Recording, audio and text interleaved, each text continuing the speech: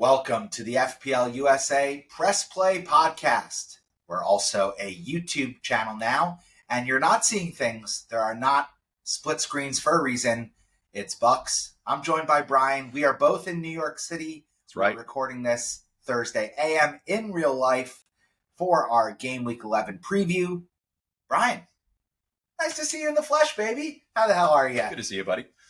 Oh, just enjoying a couple days away from the wife and kid. It's been nice to gallivant around New York, especially being out here for work. So I've had a couple tasty meals. I've had a few extra nightcaps that I normally would not have. And then also went to the Knicks game last night. Went to the Garden. Knicks pulled out a big W. And yeah, man, just been enjoying my time away and flying out soon. So we're here in the flesh together to recap our Game Week 10s and preview Game Week 11.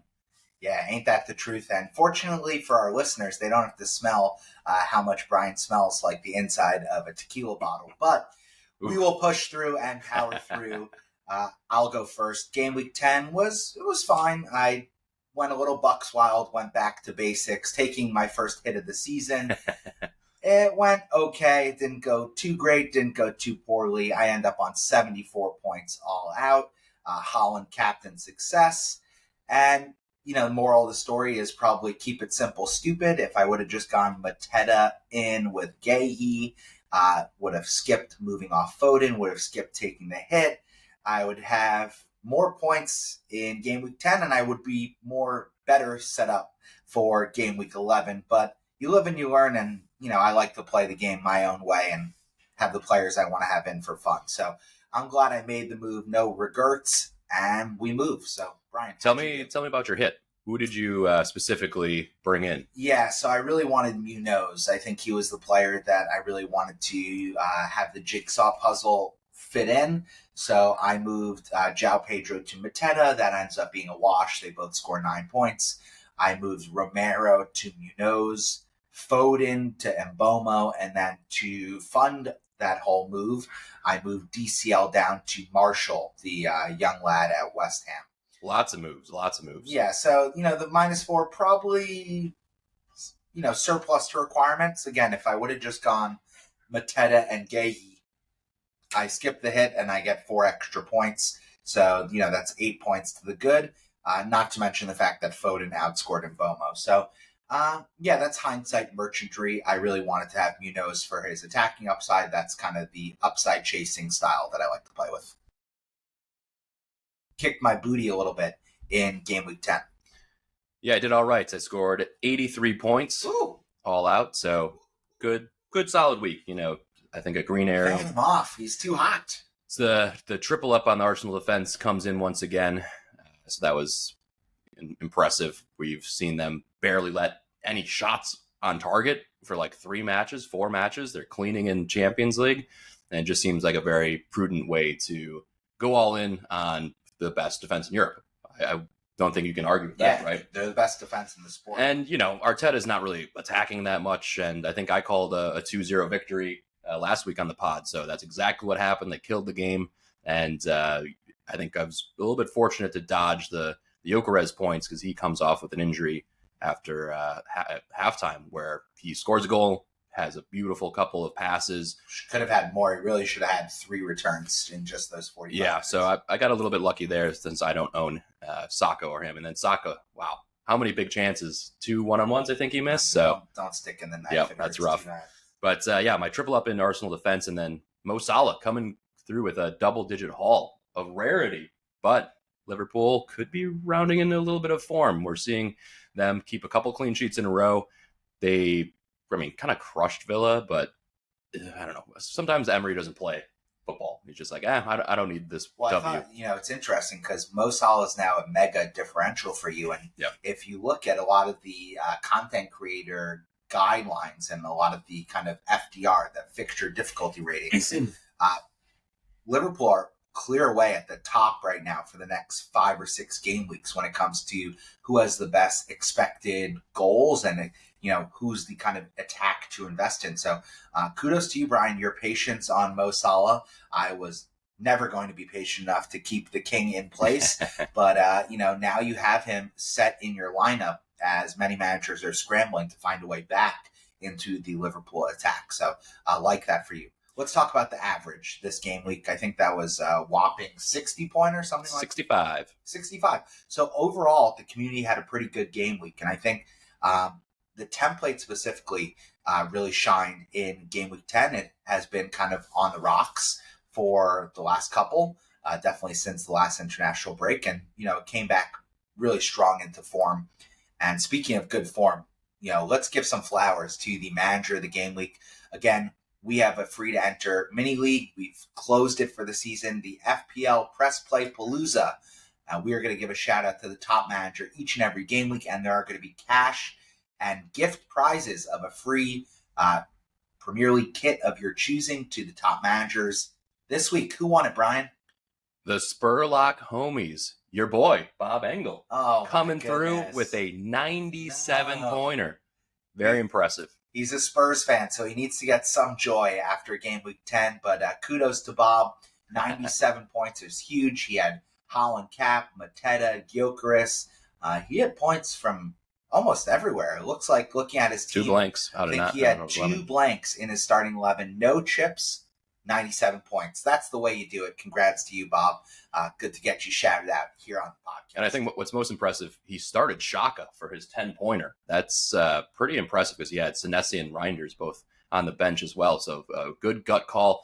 And Shaka gets a beautifully deflected goal for that 10-pointer. So maybe it was an own goal, but yeah, it could have been on target. We'll see. But Gahey with 10 points in that back line too. That's a nice pick. He somehow keeps just hauling ass, which is generally not like Gahey. So like you said before, you might have missed that out. You have Munoz. I have Richards in my side. So I think this week the average is really high because Holland is a fucking robot. He does what he does, gets big chances after big chances and scores them in the back of the net. But a lot of clean sheets across the, some of the top teams. So also a lot of the strikers that are kind of in vogue, all of João Pedro, Mateta, Holland, and Gyökeres all did points and got, some additional bunny bonus points on top. So you love to see that. Meanwhile, I'm out here with, I got Lyle Foster in my front line. Who else do I have? I have Krupi Jr. Oh my goodness. I'm in the reverse Christmas tree formation, the 5-4-1. Very, very peculiar, but I'm happy after a good game weekend. We're just slowly trying to grind out this first kind of 19 weeks of the season where there's just so many chips to be played as well. So I think you and I are feeling more comfortable about our teams, but we're fresh out of transfers. I got 1 free transfer this week. Got to roll it because I think we're going to see. Save it for later. But I agree. This is an important reminder that FPL is a marathon. It's not a sprint. I think we're both ranked, I'm in 2 millions. I think you're in like around 2.5 million. But none of that really matters until we get to the festive fixtures and through into the new year, through the holidays, into the new year. I think once we hit kind of game week 20 or 21, we'll really be able to judge how the season's going. There's plenty of points to make up, and there's still such small margins separating someone at our rank, 2 million to someone in the top 100K, I believe is like 80 points. Yep. That's 2 good game weeks versus the field, and you've pretty much closed that margin to maybe not 2. I'd probably say closer to 4 or 5, but still chips and stuff. That's true. If you can points still to be had. If you can hit a 20-point bench boost or a 20-point triple cap, you're definitely making up a lot of ground. So keep the faith, and if you're having a tough season, just roll your transfer. You can sort your team out the next week, like take a break and come back to it. But I think, again, with being able to roll transfers and stock those up, like you made 4 changes in your team for a -4. That's essentially a mini wild card. So whenever you're in doubt, just lean on a couple of your bench guys and then have at least 2 transfers so you can always move those big money price tags around in your side. Yeah, and just word of wisdom is that we will be getting fully topped up with 5 free transfers for AFCON. I believe that's going to be hitting every FPL manager's squad transfer page come game week 16. So again, you don't want to be clutching your pearls when it comes to the free transfers at this point in the season. Make improvements to your team and, attack going for the green arrow, so to speak. So I think with that, we can turn the page ahead to look at game week 11. And we always like to start with a segment where we kind of target the potential FPL hauls and where those matches might land on our calendar. Brian, we have the fixtures pulled up. Who's jumping off the kind of match sheet for you to start out?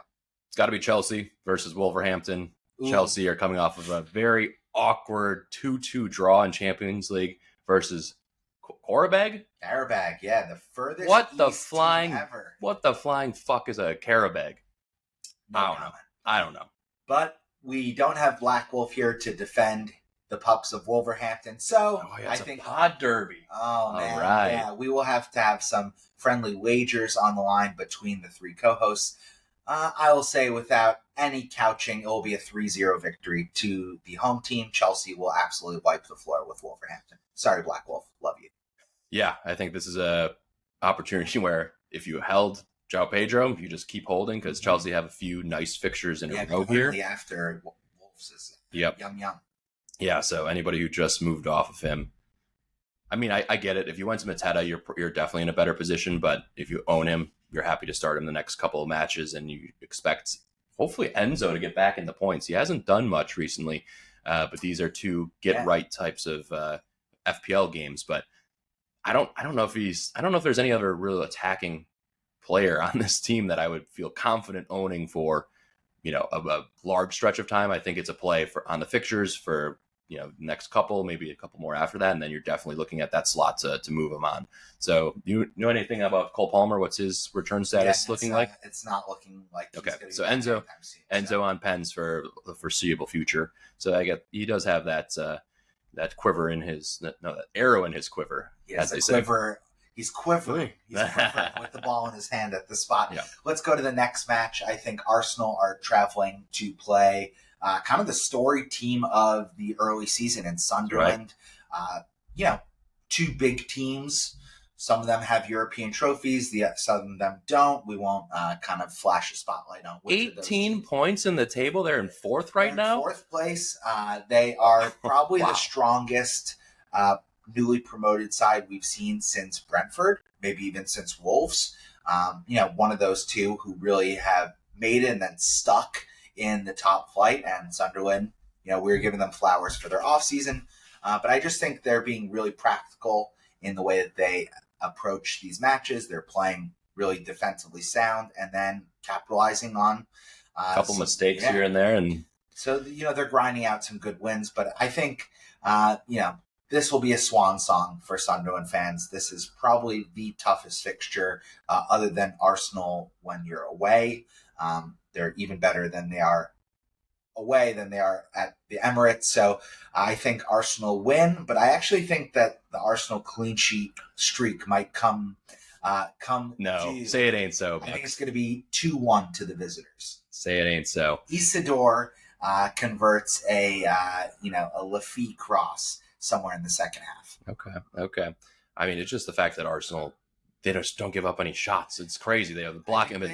How many saves does Rye have on the season? Probably less than like a dozen. Yeah, maybe he has like 20. But one interesting fact I saw was that I think Arsenal have conceded less than 0.5 xG across their last 4 Premier League matches. So combined, they're basically just like not conceding any big chances. They're not conceding any high XG opportunities, and they just totally kill the game. As soon as they go ahead from a set piece, the game's over. Yep. They have the depth to also bring in really solid replacement players off the bench, whether it's in attack or in the midfield defenders. So they just have a really good stretch right now where they're pretty healthy. We'll see if Odegaard comes back. I would say that like Eze is not a pick for me. No, Rice is the guy. I think Rice is the one right now.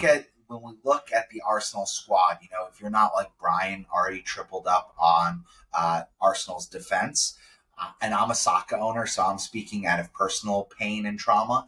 I would not be going for Saka if you are selling Gyökeres. I would either be selling Gyökeres and going somewhere in the 7.5 million range, and then going for either Merino, who's now going to be playing striker as a short-term pick, or very short-term Rice as a long-term option. I like both those guys. I think they offer tremendous value. Yeah, and I would say that Merino, Sunderland I think, is 5.9 million right I mean, you're getting Super cheap. striker for the clear best team in the Premier League for 2-3 game weeks. Yeah, and without Gyökeres' strength up front, they're going to play a different style where I feel like Marino kind of finds the pockets in the box to get a shot off, but he's not going to be doing hold-up play or link-up play, so they'll rely more on their wingers to advance the ball on each side and then have the trailing attackers come into the box, and that's where Marino has really thrived. Crazily enough, had 2 goals in Champions League this past week. Shout out to FPL Paz, who brought him in for UCL fantasy on his wild card. He was shouting that from the rooftops to us. And I just wanted to say, again, for Sunderland, it's really key that they have gotten all these points early in the season, because I think they're sending like half their team to AFCON. They're sending a ton of players to AFCON. Well, they're pretty much safe, right? Like, I think historically, look at the bottom of the 25 table, points or so is going to... 23 to 26 points, you're going to be in 17th place, and so you're not going down. So for sure. I think they have a lot of breathing room, and they could be dreaming about, a top half finish, let alone just, surviving relegation. Yep. Next up, I'm excited to see Crystal Palace and Brighton play. Yeah. And I'm praying that Crystal Palace sticks it in the Seagulls and just carves them up. I cannot stand this Brighton team. Yeah. Hopefully the Eagles just peck out the eyeballs of the Seagulls, because I hate Brighton. But Minte is one to watch if you're looking for a Reinders of replacements. What about Diego Gomez? Guys, he's a baller too. Yeah, he's doing well. Obviously, we don't know if he's going to be nailed to play and start a lot of matches, where Minte has played consecutive 90s for the last 5 matches. So he's looking to round into form. And not fit. So yeah, exactly. And they need his speed and creativity. And he's just looking a little bit more poised, I would say, than last season. So Minte is getting his big opportunity. So I think he's one of the leading replacements for Reinders on a lot of teams' minds. But Crystal Palace, I brought in Sarr last week, had a couple decent chances, did not bag them. Apparently only scores versus Liverpool. Yeah. And then whenever you own him in fantasy, it's like, oh, come on, man. You gotta trickle in some points for us. I want to ask you this. If you have a free transfer, you have an available slot for both of these guys. You picking Minte or Marino? Pretty similar price point, getting him in for Rangers.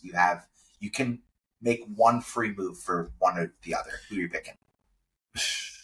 I mean, the Marino pick is too short term for the way that I like to play FPL. It's just a slot that he might play 2 weeks, and then you're going to have to... It's 5.9. Who gives a fuck? Yeah, but those midfield slots are, typically we're playing 5 through the midfield, maybe 4. So it's just not something that I would personally go for. Something more Maverick, or if you're on free hit, for example, definitely a top pick.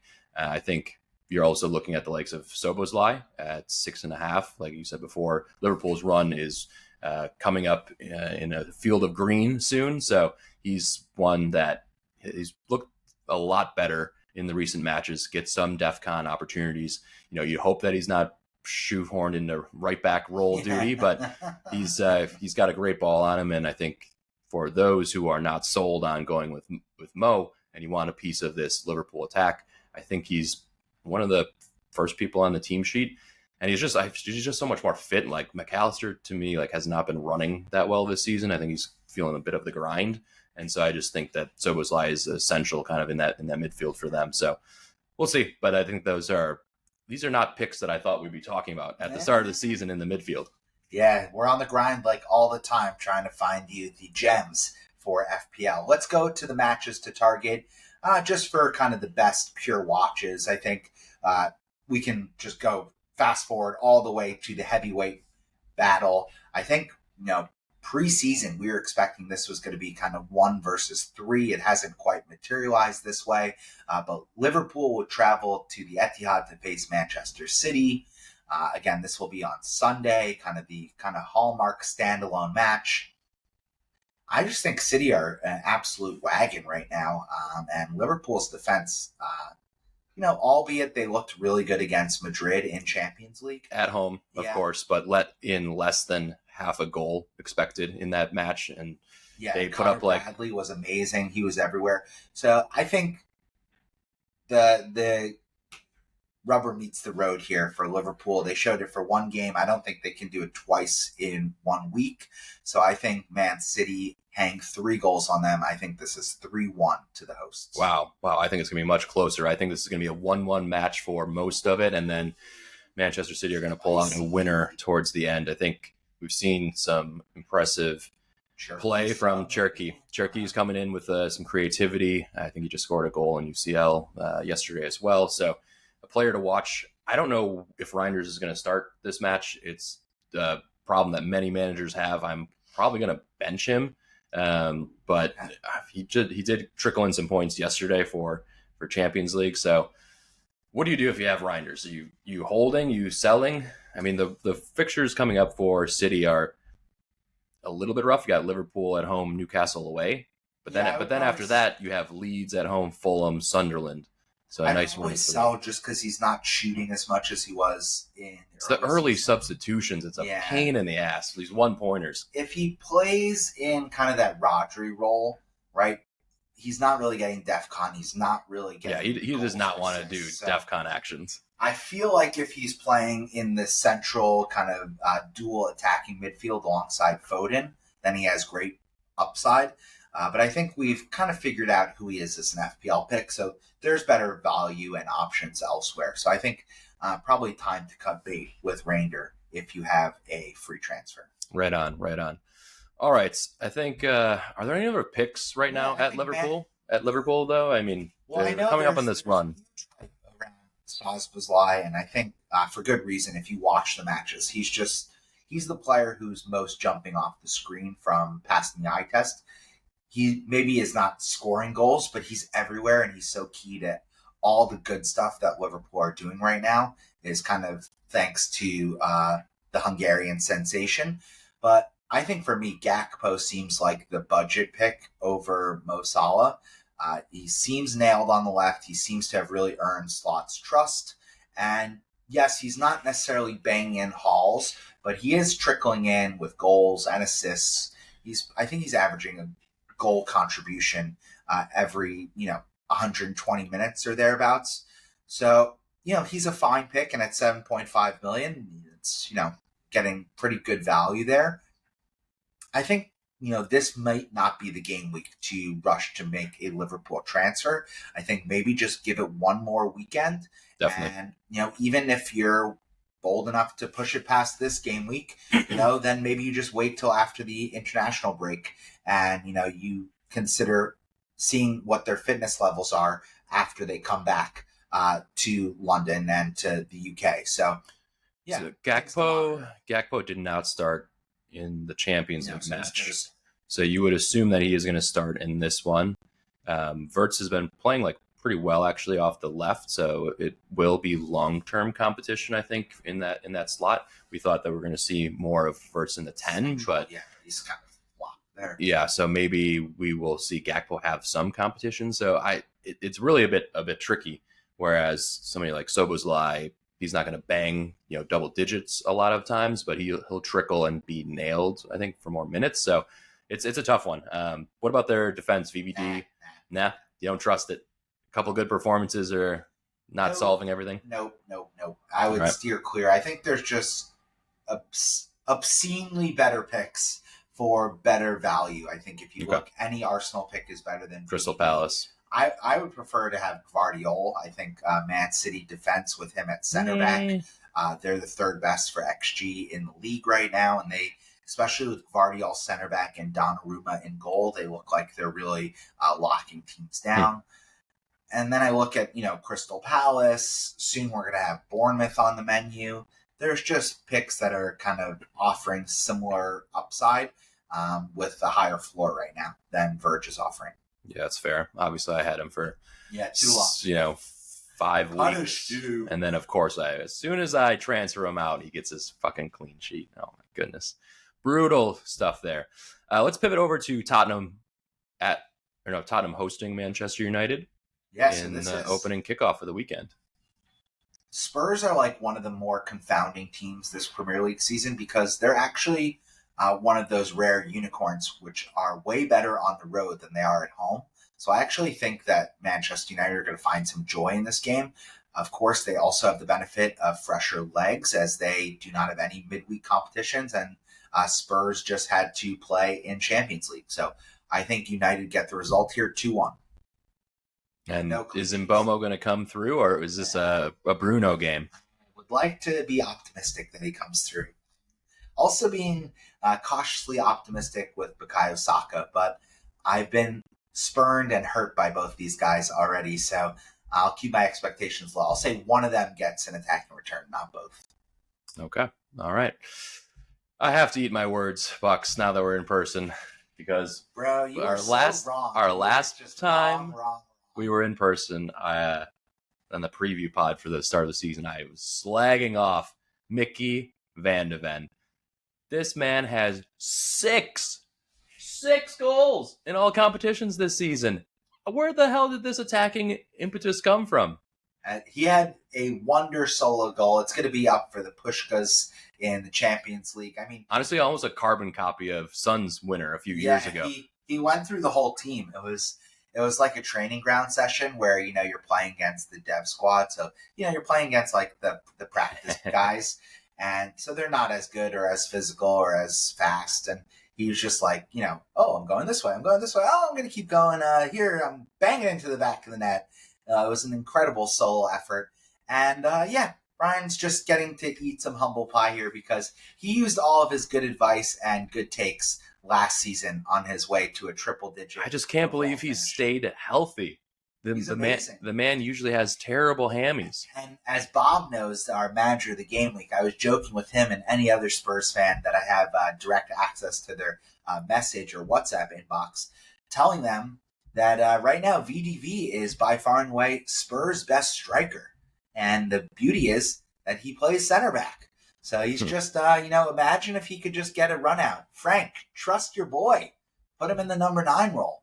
I think if they did that, they would score more goals. Crazy, but it might work.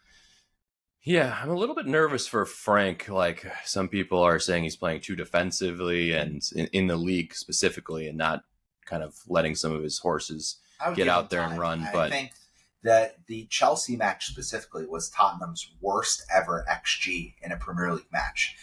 So you never want to be worst ever for, a club that's been around for 50 plus years. Having said that, Chelsea really just dominated their midfield. And I think Thomas Frank, he's a little short on flexibility right now because all of his first choice attackers are basically injured. He doesn't have Solanke. He doesn't have Richarlison. And then in midfield, kind of just really has Polina as kind of the sure hand. But Polina is not like an exciting, creative attacking player. He's a defensive destroyer. And so, he's playing a little bit one-dimensionally. But they're still in a good position, and I think they still will have something to be said about this Premier League kind of Europe chase and even title challenge. I don't think they're going to win the Premier League by any means, but I think they're going to play an important role in either beating a Man City or beating an Arsenal at some point this season. All right, I think a few other FPL relevant matches are going to be probably Villa and Bournemouth, and then Brentford and Newcastle. So let's start with Newcastle. They did pretty well in Champions League midweek. Dan Burn, did you see this header? Yeah, it was truly incredible. Beckham did. Incredible. Bernie. But their assets like Woltemade and Gordon definitely being rested, rotated, managed in the league. I don't feel confident about either of those players now. Gordon's now hurt, so that's something to flag. Throw him out into the bin. So that's really good news. He went down injured, but I think if you're a Woltemade owner, that's really good news for you because all of a sudden you feel more confident that you will have penalties and the kind of talisman with Gordon no longer there. The issue is Newcastle are on the road here. Brentford tend to be a more challenging team at the G-Tech. I think this points are shared here 2-2. There are goals galore, and this is a fun one for the neutral. I think Dango Ouattara will be a player that we talk about in game weeks to come. Classified as a midfielder, playing kind of second striker at Brentford. I think he's been really good signing for them. And of course, Thiago is cheap as chips. He's one of the top 5 striker options right now. And, this isn't a dream fixture for him, but if you have him, I would definitely start him over Reindeer. Let's say that. That's an obvious call.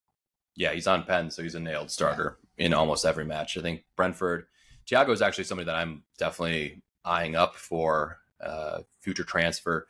I think starting game week 12, they have Brighton, and then Burnley after that. Arsenal, Tottenham, Leeds, Wolves. So a pretty good run for a starting striker who is going to play 80 plus minutes and be on Penn. So somebody I definitely have, since I'm set up in this Tumium with both Mo and Holland right now, which more people might flock to for game week 12.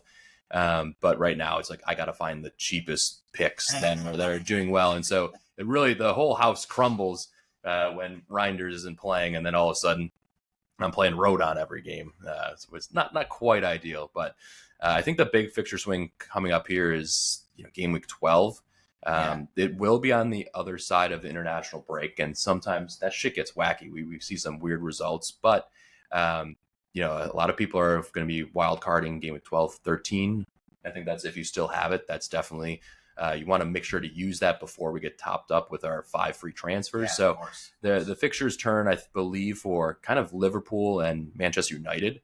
So and when I'm looking at my squad, I'm like, maybe I could get Bournemouth assets, up to a few of those guys. But Bournemouth are one of the teams that also have good fixtures. So I think it's like the quartet of teams that are coming into a good patch of fixtures is Liverpool, it's Bournemouth, it's Brentford, and then it's Manchester United. Whereas maybe picks from like Newcastle and even, Chelsea a little bit, they're going to start to look less great when you look at the long-term run after this international break. Of course, Chelsea will have Burnley in game week 12. Leeds game week 14 as well. Yeah. So sandwich between Arsenal.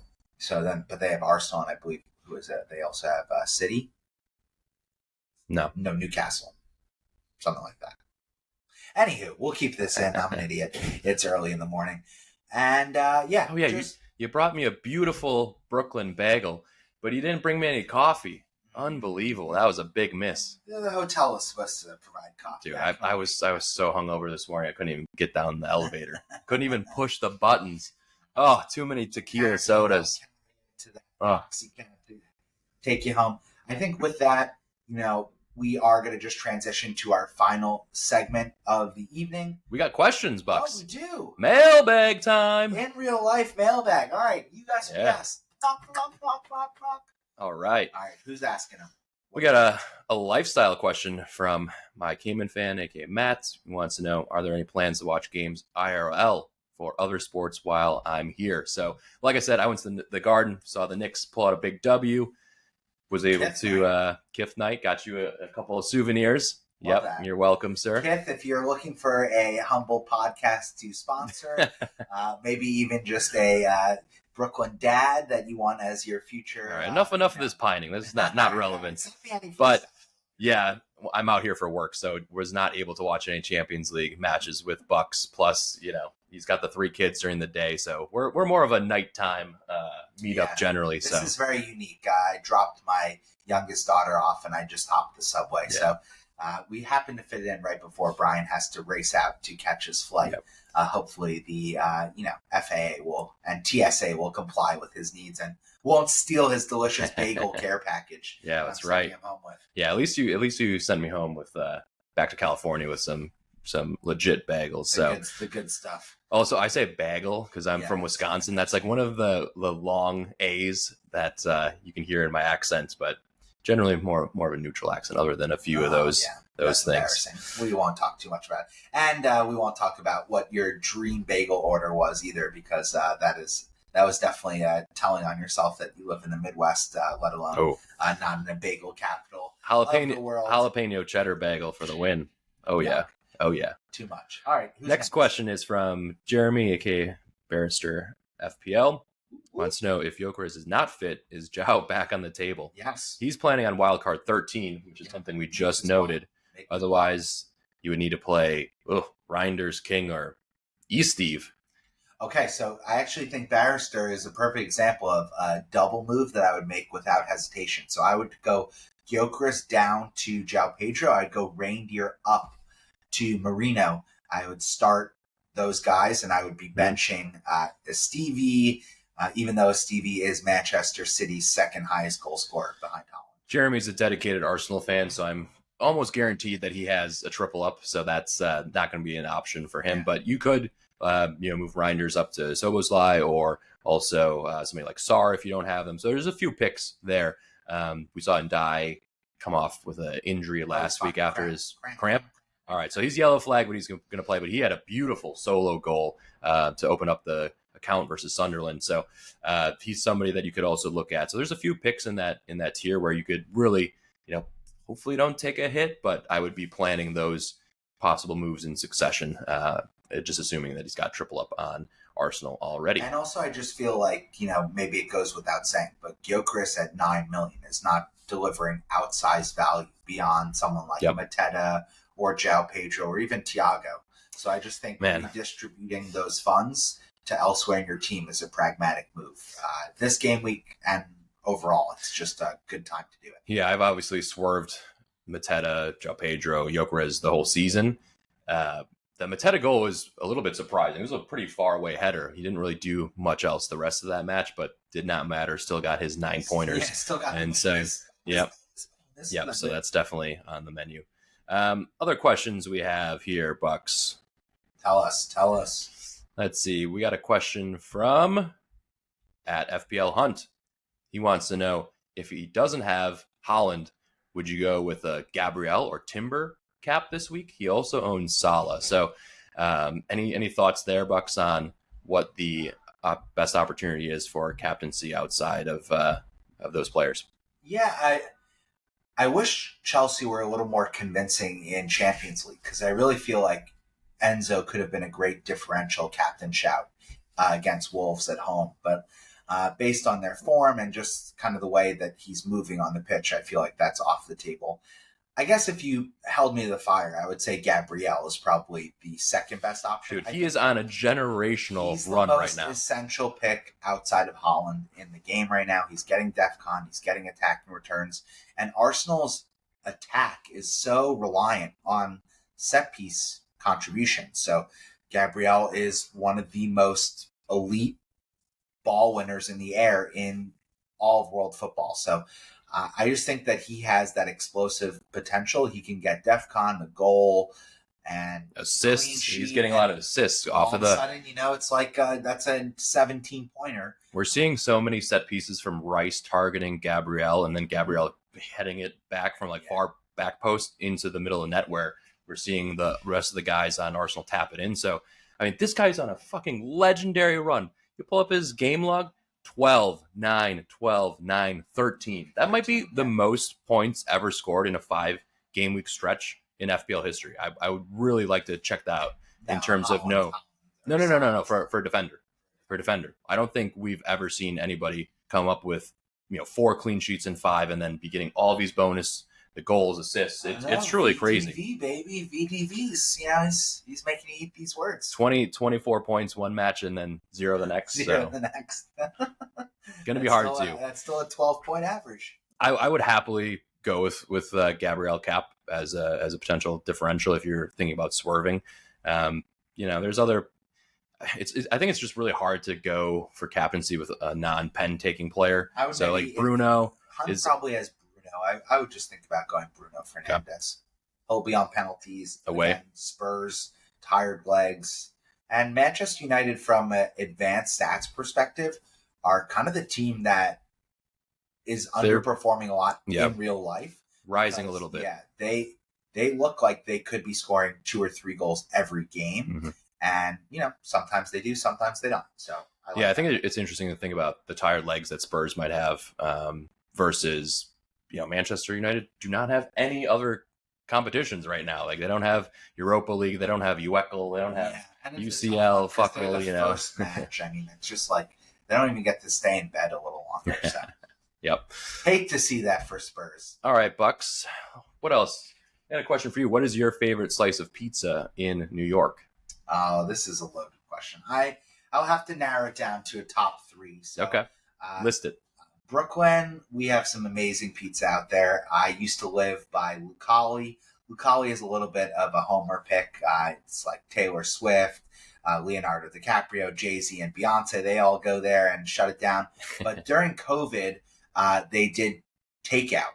And we figured that out because we lived pretty close. And my oldest daughter, who's now 6.5, we actually picked up 10 full pizzas from there for her first birthday that we had outdoors with some friends, right as kind of COVID was starting to wane.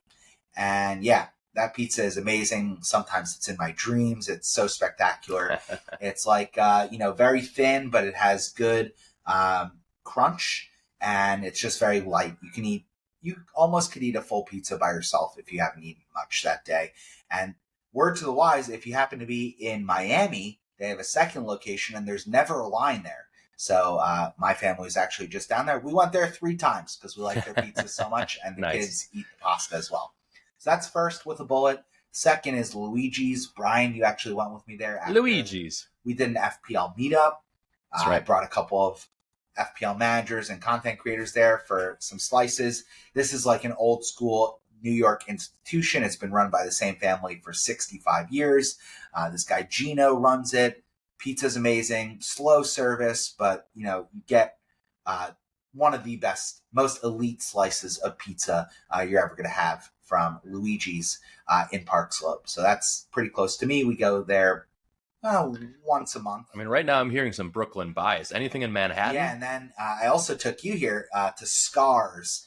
Shout out to Nick Hazy, Brian's brother-in-law. Big fan of that place. He's a Nike guy. He was recently in town for a big conference that they had internally. I took him out for some dim sum, some soup dumplings. Ooh, little food safari. I love that. A little pizza chaser. Nice. So the hot boy at Scars Pizza is incredible. It's a plain slice. Then they drizzle hot honey on it. And I believe it also has pepperoni and jalapenos as an alternate variety. Oh, that was the slice I got. I got the pepperoni, jalapeno, hot honey. The Mike's hot honey is exquisite essential if you go to Scars. And yeah, that's just like a really good under the radar spot. Man, how far away is that from here? I might have to hit this up before the airport. Yeah, I might have to get a slice. Oh no, going the wrong way. Oh, that was depressing. That was definitely. So those are Bucks's 3 favorite pizza spots should you find yourself in New York. And of course, I'm leaving out some really elite options. But, so many good options. I just love that you can get a slice, $6-7 from so many places. It's just like $6-7, man. Right? Going to the tourist traps. The 99-cent slice doesn't really exist anymore. I don't need that. The $4.50 slice is really the happy medium. You want to be targeting something in that price range, and you want to be eating it while it's still hot enough to burn all levels and all parts of your mouth. That's how real New Yorker does it. Oh man! All right, fold. You got to fold it, Brian. Do you fold your pizza, or you eat it with a fork and knife? No, you got to fold the pizza. I mean, if you're having a New York slice, you definitely want to see that fold. You want to have the crust being able to be malleable enough without cracking away. Yeah, and still has a nice chew density. Potentially dripping down onto your face and then onto your hands as well. That's like a good delish. Sign. What else we got? We got a little food review I went to Katz's Deli on Monday. I want to hear about this. So I'd never been in, in New York institution, 50,000 reviews on Google, whatever. Pastrami Palace is what I call it, because I basically had a long travel day, had to connect, ate a salad in the airport, pretty sad one. Gross. And I just starved myself. And I went directly from JFK straight to Katz's Deli, 10:15, and just got a gargantuan sandwich. It was enough pastrami in there for multiple sandwiches. I think I only got through probably about 3/4 of it, and then I'm like, I'm never going to sleep if I eat this full thing this late at night. But very tasty, very succulent and juicy. With cheese, though. I went with the Reuben because that's one of my favorite things. The only thing that was not worth it in that cheese. It was a lot of cheese, but honestly, the bread was the most disappointing thing, because the rye you like that for a type of Reuben sandwich, but it would just disintegrate it. Yeah. It would really was like sitting on 5 pounds of exactly. And coleslaw. Yep. The pickles, low key at Katz's, very good. Must order. They come with your sandwich. They give you 2 massive pickles. They're like cutting it with a freaking butcher's knife. It's crazy. Yeah, delicious. That place is legendary. Delicious. I would skip the cheese as a pro move, but and you got to go with the Russian and the spicy deli mustard. Mhm. That's Yep. Bucks. Yeah. They have that on the table, so I definitely grabbed some of that. You're Scraped making off me half the hungry. cheese, but it was good. I'm not gonna go out of my way to go again. But Yeah, you you gotta try. You gotta try it once. $50 sandwich. It's like really good, but I'm expensing that. It has unfortunately become a little bit of a tourist trap. But if you happen to be At least it's big. It's a really big restaurant, which is nice. It's big and it's like 2 meals. So I think if Mhm. you amortize that, it's like, you eat half, have the next one for kind of hair of the dog in the morning, and it kind of goes a little bit longer. But Second Avenue Deli is my recommendation. It's a little more off the beaten path, a little less hype. Pastrami? Same Meats? same good old Jewish style deli. Okay. And their matzo ball Good soup stuff. is also incredible. Ooh, nice. Very nice. All right, well, we've gone off the beaten What's our path here, moves for this week, Brian? Let's let the listeners know our captaincy plans and transfer shots. Something like transfer plans and captaincy shots. We got to go get a coffee. Oh man, yeah. All right, well, for my squad, I am lined up in a 5-4-1 formation. I was honestly like hoping Loki to maybe play Lyle Foster versus West Ham, but I don't think he didn't play any minutes last week after he got me a big 7-pointer on bench boost. So right now, I have Reinders on the bench and starting Rodon over him. Don't love it, but I'm still debating based on the performance midweek, and we'll see what Pep says at the press conferences tomorrow. We're recording this on Thursday, late pod, since I've been running around and traveling. Pod, so early pod. Late pod in the week. Usually we release, Tuesday, Wednesday morning. So yeah, sorry about that, loyal listeners. We got kids, we got travel plans. Bedtimes were way off the rails on Tuesday when we had initially planned to record, but we're still doing it. Holland captain for you? Yeah, I'm looking at Holland or Gabriel, most likely. Going back and forth. I just need to think a little bit more about how the game script could play out for the Liverpool and City game. Yeah, I'm just kind of like debating, like, does Gabriel have a higher ceiling this game week? I think that 15-pointer much more likely than Holland getting multiple goals, since they'll devote a lot of defensive action towards him. But I don't want to overreact to two really solid performances from Liverpool's defense. So just have to weigh up that a little bit more. But no moves for me. I need to get 2 transfers heading into game week 12 after an international break, praying my players don't get injured while they're away. But I'm definitely looking to either upgrade Reinders or upgrade Foster to somebody like Thiago. So Szoboszlai and Thiago are players that are on my short watch list at the moment. I'm easy. This game week is so straightforward for me. I'm going to roll my transfer. I feel pretty well set up. I have Ndai. He's set to start. I feel like, if it was indeed a cramp, no reason to be concerned or even think about transferring out. He has penalties. He's clearly the Everton talisman, and I believe they play at home. So I like that fixture for them. I will be starting my white truffle Truffert instead of Mukiele. And my real... Yeah, I'm starting Senesi as well. Yeah, my goal for the next couple game weeks is I will need to redistribute funds because I'm very light in defense. And I think the big takeaway or the big lesson since the rule changes is how important defenders are, and the fact that big at the back is really and truly back as a legitimate FPL winning strategy. So the fact that I have 2 4 million defenders, probably not great for my long-term points potential, as I might need these guys off the bench in weeks to come. Yep. So Holland will be my captain. I feel zero temptation to switch the armband. I think he's going to score 2 goals. So you heard it here first. He'll get a 13 to 15 pointer against Liverpool. And yeah, that's great. That's kind of what you're dreaming if Gabriel is your captain. So I think Holland's he's the best goal scorer in the world right now. So 25 plus goals in like 16 matches, something like that. He's on in truly incredible pace. And then the rest of the players on and everyone knows the rest of the players on Stevie still has the second most Premier League goals for Manchester City goal scorer, which is crazy. Yeah, they have like 7 guys with 1 goal, and Stevie has 2 own goals, and so he's still second behind Holland, who has like 14. It's an absurd. All right, Bucks, we got to get out of here. I got to head to the airport, fly back to California. But thanks so much for potting IRL. Please follow us at FPL USA Press Play on all social. Give us a sub on YouTube and check us out on our other platforms. We appreciate you guys engaging with us, and good luck this game week. Bucks. Green arrows, safe travels, and more yummy bagels, pizza, and beer, if that's your speed. Oh, I need a diet ASAP.